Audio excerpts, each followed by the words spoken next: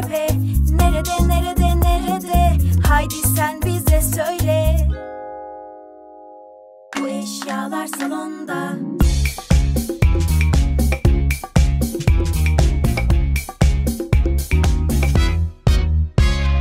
Buzdolabı, fırın, ocak, tencere, tabak, bardak. Nerede nerede nerede? Haydi sen bize söyle. Bu eşyalar mutfakta.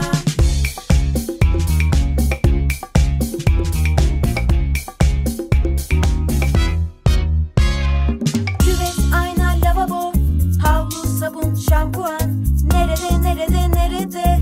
Haydi sen bize söyle. Bu eşyalar banyoda.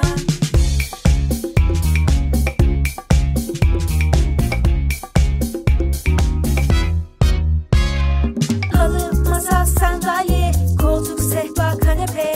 Nerede nerede nerede? Haydi sen bize söyle. Bu eşyalar salonda.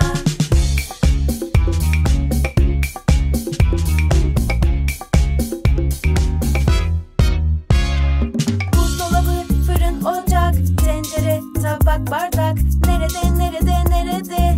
Haydi sen bize söyle. Bu eşyalar mutfakta.